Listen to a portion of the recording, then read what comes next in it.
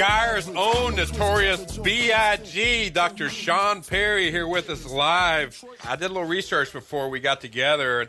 One thing we both have in common, back in the day before these kids down here below us started spinning vinyls, you and I both had our own vinyls, and I think you got a pretty substantial collection yourself. Got a nice collection, man. I'm into old school hip-hop, R&B, some gospel. Yeah, Ice Cube, Tupac. You know, we love music. We have a lot of music that weaves in and out of the show. All so, right. Man, thank you so much for joining us here on a beautiful Thursday night, a full moon out here.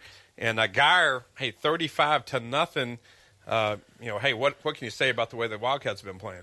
Looking good, man, to start the season. I know the expectations were really high for this season. I know Coach Walsh had been really looking forward to this group kind of gelling and coming together and going on one of those Guyer runs.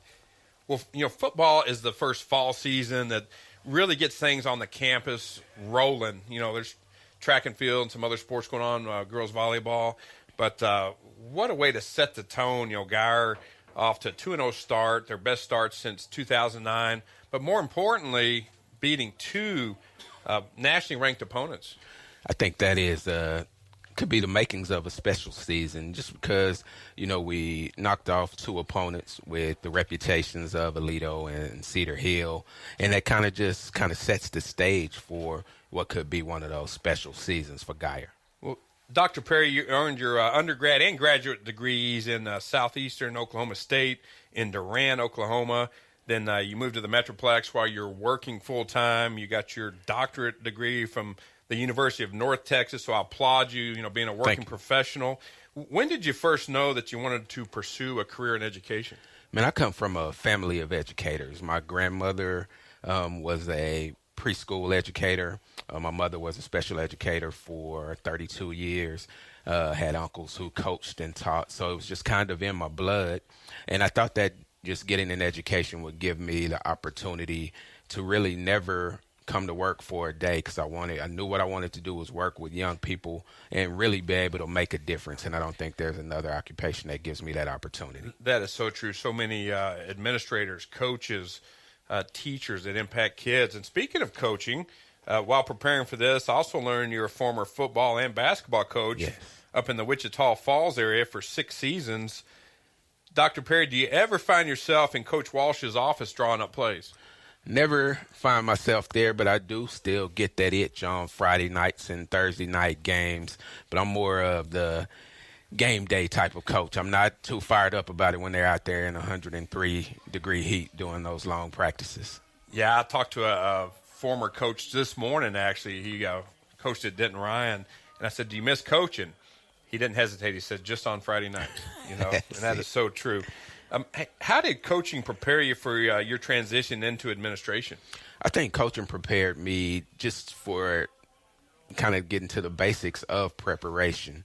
You're always dealing with real-time data, making adjustments to lesson plans, to coaching teachers. And I always felt that, and still feel that, you know, the best teachers make the best coaches. And, you know, sometimes just in the educational field, athletic coaches kind of get a bad rap, but I've always said that in order to be a great coach, you have to be a great teacher. And they're teaching and changing lesson plans play by play with real-time data. Now, I believe you were an English teacher, correct? Correct. Do you ever find yourself in Guyer walking down the classroom and kind of migrating into the English classrooms from time to time? Yes, I do, especially when they're doing some of those classics that I used to love teaching. For instance, when they're doing a unit and working with the novel To Kill a Mockingbird, that was my favorite, or teaching The Outsiders. Like, I could always just step in there and feel like I could step in and take over the lesson and we wouldn't miss a beat. That would be fun. Do you ever have that opportunity to actually get in there and teach a lesson plan? I do, and I did it more at middle school, but that's one of my goals for this year, is to have me and my administrative team to go in and teach some lessons and kind of model some things for our teachers. You're starting your 5th year leading the Guyer campus. In addition to all the exciting things happening in athletics, Guyer High School was recognized by the U.S. News and World Report as one of the top high schools not only in the nation but also in Texas. How important is that for the community? I think it's important for the community because me as the principal, and I know Dr. Wilson and our board of trustees have made a commitment to the students of Denton ISD, and for my job, me particular at Geyer, is kind of the product that we're saying, and the commitment is when freshmen show up on their freshman day, the first day of school, I kind of make a commitment to them as far as if you do what we're asking you to do, I want you to hold me accountable as well as I hold you accountable to become who you want to. And my goal is to just make sure that their potential is maximized and they have every effort to be successful. I had to take a double look at this one, Dr. Perry. The 2019 class at Geyer High School was awarded in excess of $45 million in scholarship money. I noticed the ROTC class alone received several million. What does that mean for the student body and the school long term? I think it means that, you start to build a legacy of excellence. And I believe those students' greatness and some of the opportunities that were afforded those students, as long as they are successful, the Wildcats that come after them will have some opportunities that they'll get to build on and just continue that legacy. It's hard to project moving forward, but any chance the class of 2020 could surpass the $45 million? It's possible. We had some special cases. We had some top-notch academic offers there with some National Merit finalists and winners, National Merit Scholarship winners. We had some student athletes that were being recruited across the nation. And then, again, we were awarded the most Department of Defense funds that a public school has ever been awarded with those young ladies. So that was big. There's a mantra around here. I see a lot of your hashtags on Twitter, hashtag once a Wildcat, always a Wildcat.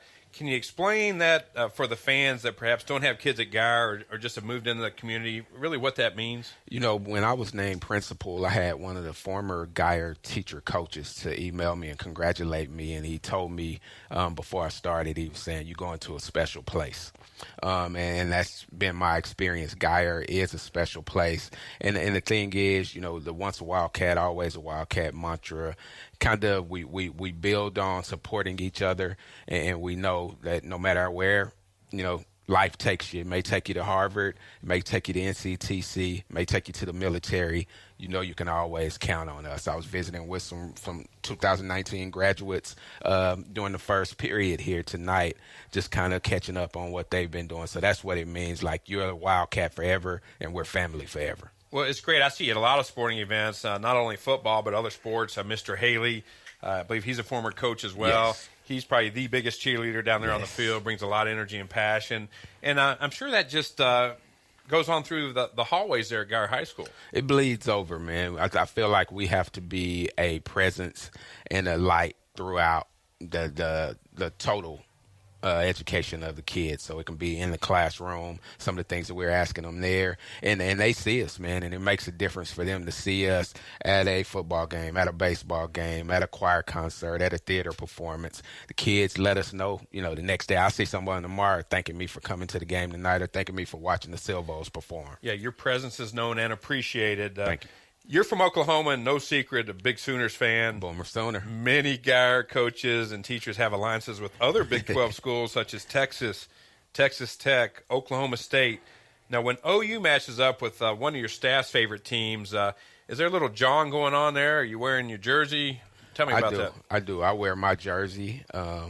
I tweet about it. I talk about it. I'm a little more hyped up during those rivalry weeks with OSU or Texas. But, right now OU is kind of the big dog, so I can just sit back and kind of look at them talk and say, we'll play it out on the field. I believe it may have been your first year on Geyer's campus that J.W. Walsh, a former Geyer Wildcat great, was a senior at Oklahoma State. Right. So you had to root a little bit for Oklahoma State, one of Geyer's own there, right? I did, and I can remember when J.W. kind of ran out onto the field at last time at Boone Pickens Stadium, and I tweeted out, they had a beautiful picture of him running out there, and tweeted out Geyer legend because he did a lot for what Geyer High School athletics and football has become. So we can put that aside because, like I said, that once a Wildcat, always a Wildcat, and that's going to take over. Now, Dr. Perry, last comment or question. I love music and theater as well, and I was at one of the great Geyer theater performances, Sister Act, not too long ago.